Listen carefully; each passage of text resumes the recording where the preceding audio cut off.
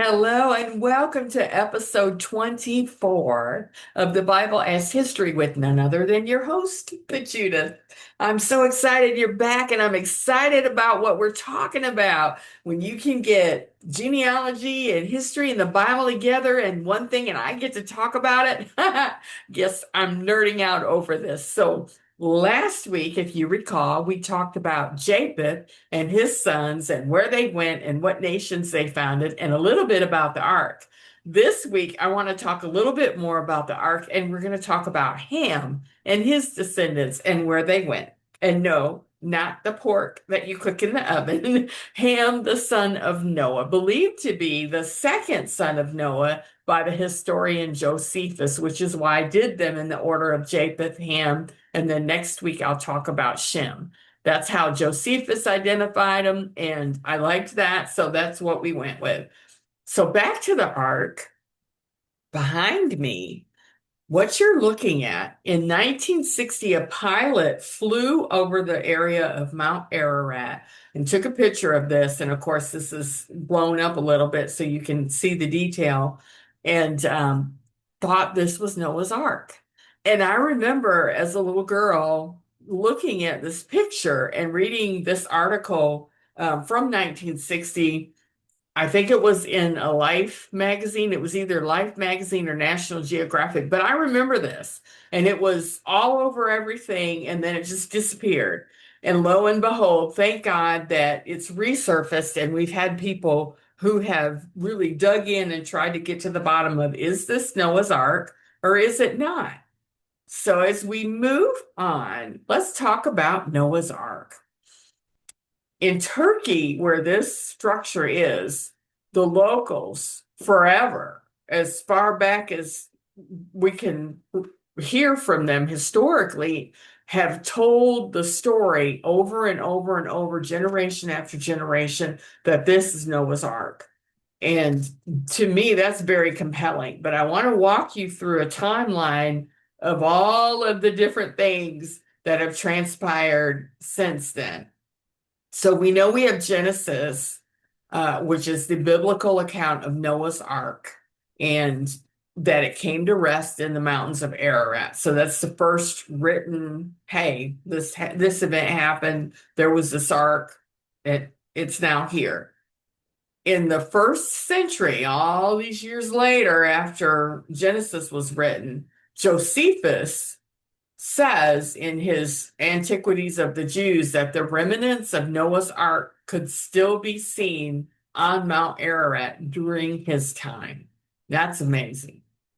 The Talmud, which was written somewhere between 200 and 500 AD after Christ, contains references to the ark, its resting place, and suggests that it's a subject of interest among Jewish scholars. In the 13th century, Marco Polo, the Venetian explorer, mentioned in his travels that he had heard of the remains of Noah's Ark being found on Mount Ararat. In 1876, British politician and writer James Bryce wrote about his travels to the Holy Land in a book of the same name, where he discussed the legend of Noah's Ark and its supposed location. And I believe, if I remember correctly, that it was James's work that really brought to the forefront the locals and the folklore and the stories that the locals have that this indeed was the ark. In 1950, this object was discovered. And of course, 1960, we have this photo. In 1977, Ron Wyatt traveled to Turkey to examine the site. In 1978, an earthquake happened that exposed the sides of the ark. So if you recall from our picture last week, you literally, could see that it looks like it's sticking up out of the ground, whereas here it's almost flush. Well, an earthquake shook all of that supernaturally away and exposed the sides of the ark. And I find that amazing. It's like a wink. I saw a book recently about winks from God. I would call this one of them. All right, let's see here. In 1986, radar scans revealed there's a structural pattern. And by June 20th, actually on June 20th of 1987, the Turkish government proclaimed that the boat-shaped object is Noah's Ark. And today, this place is called Noah's Ark National Park, and it's located close to Mount Ararat, and it's open for tourism. By the 1990s, the Ark Search Project included researchers like Ron Wyatt, and they went back to get more evidence about this Ark on Mount Ararat, including wood samples and other artifacts. It continued to be met with skepticism. In 2004, National Geographic aired the search for Noah's Ark. I remember watching this, featuring the Dur site, and I know I'm butchering that name, and that is the name of a man who did go out and do an investigation, and they named it after him, the Dur site. So in 2014, resistivity scans revealed a massive boat shape under the ground. You see where this is going, y'all? Recent expeditions in 2010 and the 2020s, various teams are continuing to go and explore Mount Ararat and the surrounding areas, with findings now starting to actually be reported in the media. And so, it's been identified as a boat. It's in the right area. The structure dimensions are the exact size of the biblical dimensions. I believe it's the Ark, and all of the reasons above, but the strongest one is the oral tradition, because these people who live in this land have lived there for centuries. They're still there. They still believe this is the Ark. They are shepherds and farmers and herdsmen. They have no motive to make this up. In fact, they don't write books and go publish them so they can go make a lot of money because they've made a false claim or they have an idea that's just not who they are. And this particular site is very sacred to them because they believe so strongly it's Noah's Ark. They believe strongly enough that the Turkish government has sanctioned it. And yet we'll still have these naysayers running around saying, oh, well, we're not sure what it is. It's probably it's probably blah, blah, blah. No, it's Noah's Ark. I've actually had the honor of going to Ron Wyatt's museum, which is now closed. Ron has since passed away and gone home to be with the Lord. And I've seen some of these artifacts for myself. I have touched the wood that came from the Ark. And it was amazing, after touching it, I'm like, yeah, this is from the Ark. It just has such a vibe about it. It's unexplainable. It's one of those things that unless you touch it and feel it for yourself, it's unexplainable. So I am convinced it's the Ark, and I just want to present all of this evidence to you. I don't know how much more evidence you need other than, and eventually, hopefully, mainstream science and media will come on board and go, yeah, this is the Ark. It kind of messes up a lot of different theories and belief systems, and I think that's part of the reason why they don't want to validate that it's the Ark, they being secular people, scientists, and we'll leave it at that. So let's move on to Ham, the second son, according to Josephus, of Noah. And Ham means hot, heat, and brown, one of those three, according to Hitchcock's Bible names, a reference that you can use to look up Bible names. So Ham is mentioned in Genesis chapter 10, verses 6 through 20. And he had 4 sons, Cush, Mitzrayim, Put, and Canaan.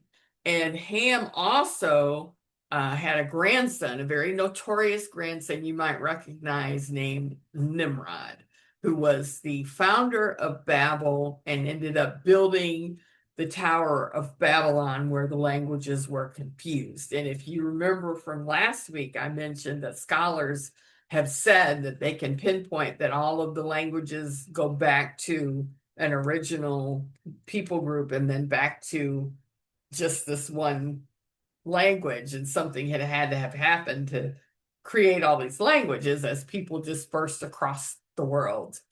So pretty cool. So where did all of these people go? Well, mostly Africa.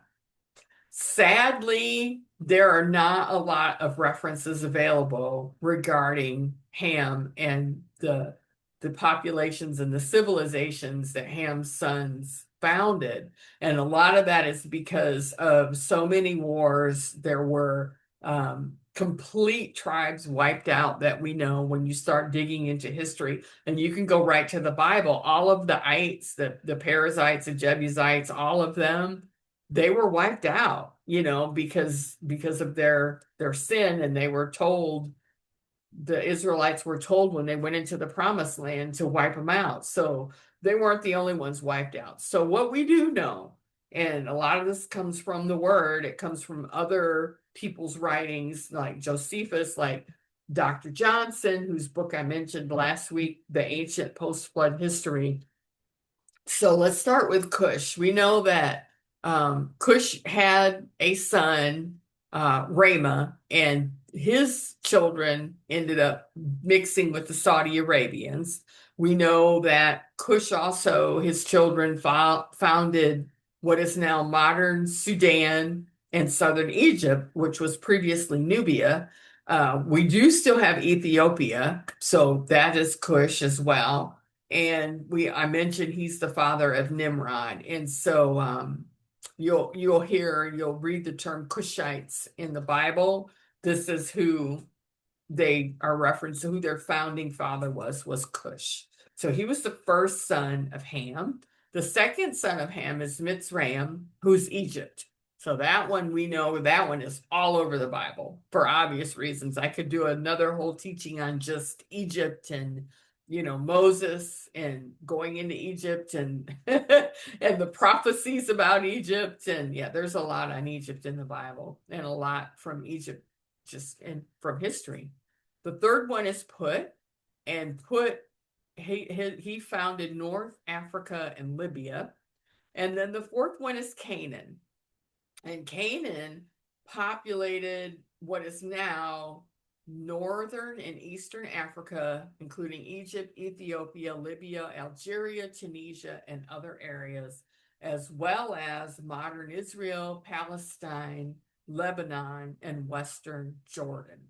I do want to point out, because I think this gets missed in Bible studies and in studying the word, that the land promised to Abraham was promised to Abraham before the Canaanites went in and occupied it. They had another area that they were assigned to, that all of the land was divvied up and given to the descendants of Shem, Ham, and Japheth. And when the Israelites were taken, well, when they went to Egypt because of the famine, and Joseph went, and they ended up staying and all of that, the Canaanites went into that land that's now modern Israel, which it was their land promised to Abraham long before the Canaanites went there. Pardon me. And so that's part of why there's so much tension and friction, in that land in the Bible time, and why when they went in, Joshua was told to conquer all of these tribes that were ites. They have Ite, Perizzite, Jebusite, and by the time King David came along, the majority of them had been wiped out or conquered. And when you get to the time of Nebuchadnezzar, the Canaanites who were left, as Nebuchadnezzar did with anybody that he conquered, he forced them all to assimilate and intermarry, because it would strip them of their cultural identity. The only ones he wasn't able to do it with was the Israelites. And so there's some background on the Canaanites. So by the time the Assyrian and the Babylonian conquests were over and completed, the Canaanites had largely disappeared, and the region where the Canaanites had lived became known for whatever kingdom or empire owned it, whether it was the Greek or the Roman. And the few remaining Canaanites that there were became Phoenicians. Phoenician is just a Greek word for Canaanite. So in the New Testament, when you read about Phoenicians, you're reading about the descendants of the Canaanites. So that's pretty interesting about the Canaanites and about just all the descendants of Ham. So, in the last episode, I mentioned that there are three specific chromosomes that have been isolated that go all the way, that every man goes back to one of the three, which is believed to belong to Shem, Ham, and Japheth. The one for Ham, and again, this is the Y male chromosome because males have a Y and an X and a Y, and females have two X's. So it's only for the men. Sorry, ladies. If you have the RS9786139Y chromosome mutation, nucleotide A, you are from Ham. And through the four sons of Ham, only approximately 25% of the population are descendants, direct descendants of Ham. So, and that's largely all the wars. And then, you're talking about Ham had four sons, Japheth had seven, and some of them had large families. And so Ham's family just wasn't as big. And so much of Ham's descendants were wiped out. And some of them were not very nice people. They sacrificed babies and did things that were not what they should have been doing. So, just a sad example of how when people do not follow the law, follow the biblical teachings, follow the pattern that God has set for us because he loves us, and it's to keep order, and it's to keep harmony, and to keep communities safe and families safe and children safe. God will deal with it, and continues to do so today, sadly. So my takeaway is a little bit different. I want to go and kind of focus back on Noah, and the floods happened, and they're out, and after the flood waters receded, immediately the covenant that God made with the earth. And so in Genesis 9:13, it says, after the flood waters receded, Noah built an altar to the Lord and offered burnt offerings.